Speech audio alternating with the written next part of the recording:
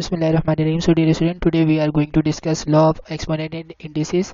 So first recall commutative law with respect to multiplication. So commutative law with respect to multiplication says a multiplied by b is equal to b multiplied by a. ठीक है, अब यहाँ पर अगर हम late करें कि हमारा जो a है, let a is equal to 2 power 2, ठीक है, एक्सपोनेंशियल फॉर्म में है, एंड b जो है हमारे पास वो है 2 रेज टू पावर 4.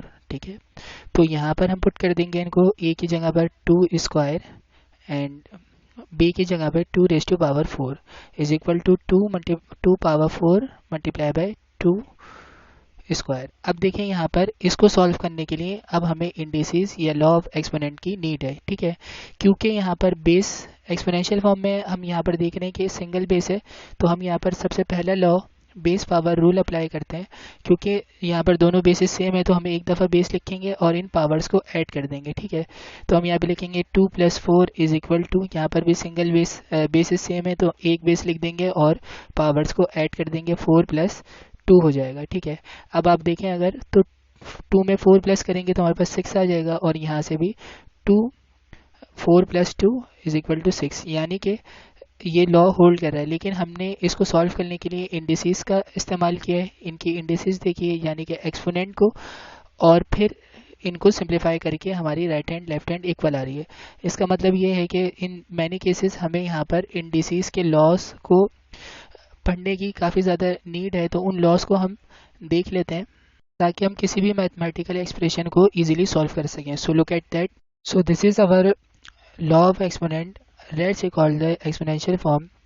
यहाँ पर जो a होता था हमारे पास ये बेस होती थी. ठीक है, और जो हमारे पास 1/n है ये हम एक्सपोनेंट पढ़ते हैं इसको. दिस इज़ एन एक्सपोनेंट और हम इसे इंडेक्स भी कहते हैं. ठीक है, इसीलिए हम लॉ ऑफ एक्सपोनेंट और इंडिसेस कहते हैं. अगर आप इंडेक्स के मैनर में देखेंगे तो इंडिसेस हो जाएगा और एक्सपोनेंट के मैनर में देखेंगे तो लॉ ऑफ एक्सपोनेंट होगा. ठीक है, अब यहाँ पर सबसे पहला जो हमारे पास लॉ है वो है प्रोडक्ट ऑफ पावर, जो अभी हमने डिस्कस करा. रूल ये है कि add power together when multiplying like basis, यानी कि जब भी आपके पास सेम बेस होगी. जैसे कि हमने वहाँ पर देखा था कि हमारी सेम बेस थी 2 पावर 2 एंड 2 पावर 4, तो हमने इनकी पावर यानी कि एक्सपोनेंट को और इंडेक्स को ऐड कर दिया था तो हमारे पास आ गया था 6. इसी तरीके से कह रहे हैं कि अगर आपके पास लाइक बेसिस होंगी तो वो उनके अंदर हमेशा हम एक दफ़ा बेस लिखेंगे और पावर को ऐड कर देंगे. 2 + 4 is equal to 6.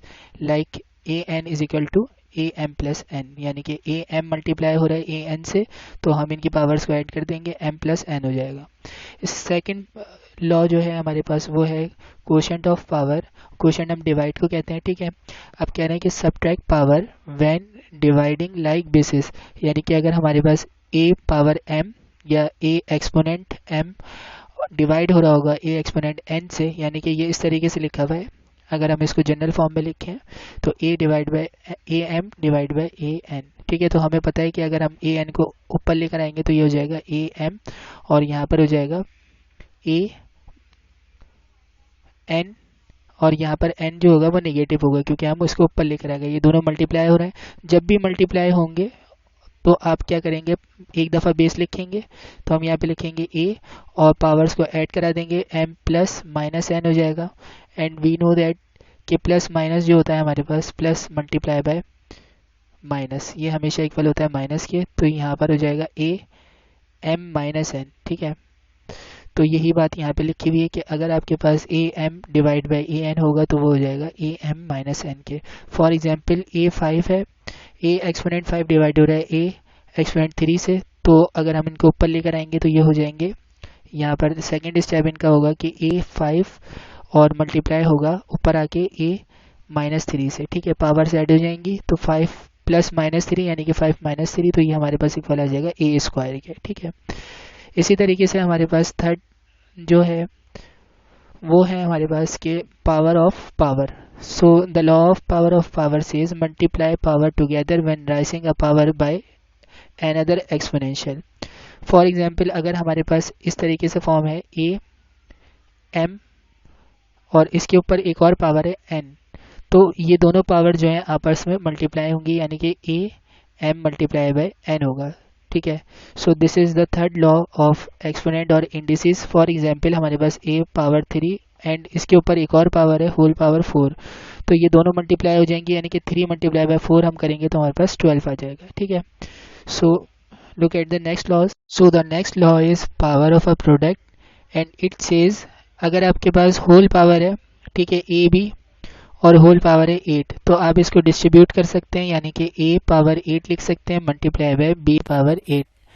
So this is very simple. यहाँ पर हमारे पास रूल क्या है कि distribute power to each base when raising several variable by a power like a b whole power m, it can be distribute into a power m multiply by b power m। ठीक है, इसी तरीके से हमारे पास power of a quotient है, और power of a quotient क्या कहता है कि अगर आपके पास कोशेंट के अंदर फॉर्म है like a divide by b and whole power है m, तो आप इसको भी डिस्ट्रीब्यूट कर सकते हैं। और इसको किस तरीके से डिस्ट्रीब्यूट करेंगे कि a के ऊपर भी हमारे पास m आ जाएगा और b के ऊपर भी हमारे पास m आ जाएगा। ठीक है, तो distribute power to all values in a quotient like a divide by b whole power m, यानी कि एक्सपोनेंट या इंडेक्स जो है हमारे पास m है, तो a के ऊपर भी m आएगा, b के ऊपर भी m आएगा। लाइक इन दिस एग्जाम्पल हमारे पास लिखा हुआ है, ये एग्जाम्पल क्या है देखिए, ये हमारे पास क्या हमारे पास है 1 डिवाइड बाय 3 और इसके ऊपर होल स्क्वायर है। ठीक है, यानी कि इंडेक्स इसका 2 है, तो आप 1 के ऊपर भी 2 लिखेंगे और 3 के ऊपर भी 2 लिखेंगे। It can be further simplified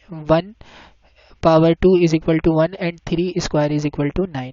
so the answer is 1/9 या 1 कोशेंट 9। ठीक है, नेक्स्ट जो हमारे पास इंडेक्स का लॉ है या लॉ ऑफ इंडिसेस है एक्सपोनेंट, तो वो हम कह सकते हैं कि 0 पावर है, और यहाँ पर एनी बेस हमें पता है कि अगर कोई भी वेरिएबल है या कोई भी कांस्टेंट नंबर है, किसी भी चीज़ के ऊपर अगर आपके पास 0 आ जाता है तो इट इज़ इक्वल टू 1, यानी कि any base raise to the power of 0 become 1 like a power 0। अगर हमारे पास a के ऊपर पावर 0 आ गई तो हम इसको हमेशा लिख देंगे इक्वल टू 1। ठीक है, where a does not equal to 0, जब हमारे पास a 0 के इक्वल नहीं आना चाहिए, अगर 0 की पावर 0 आती है तो ये इनडिटर्मिनेट फॉर्म होती है। इसके अलावा बाकी तमाम नंबर्स के ऊपर अगर हमारे पास एक्सपोनेंट या इंडेक्स 0 आ जाता है तो हम इसको डायरेक्ट लिख देंगे 1। It is a very good law because यहाँ पर ये हम काफ़ी सेवरल टाइम इसको यूज़ करते हैं। नेक्स्ट लॉ जो है हमारे पास वो है नेगेटिव एक्सपोनेंट, और ये कह रहा है कि to change a negative exponent to a positive one flip into a reciprocal. ये प्रॉपर्टी हम पहले भी देख चुके हैं। देखें कि अगर हमारे पास a माइनस m है, ठीक है, इसका मतलब ये है, ये इस तरीके से लिखा हुआ है 1 डिवाइड बाय a। अगर अब हम इसको पॉजिटिव करना चाहते हैं तो हम जस्ट a पावर m लिखेंगे, यानी मतलब ये है कि अगर आपके पास a एक्सपोनेंट माइनस m है तो इसको अपॉन में ले जाएंगे तो पॉजिटिव हो जाएगा। जैसे कि यहाँ पर है कि अगर a माइनस m है, इसको आप फ्लिप कर दें यानी कि 1 अपॉन रेसिप्रोकल में लिख दें तो ये पॉजिटिव हो जाएगा। लाइक इन दिस एग्जाम्पल अगर हमारे पास a की पावर -8 है, यानी कि a एक्सपोनेंट -8 है, तो इसको हमें पॉजिटिव करना है तो हम 1 ओवर a 8 लिख सकते हैं। ठीक है, so this is last law which is known as negative exponent. So this all your laws. See you in the next video. Take care of yourself. Allah Hafiz.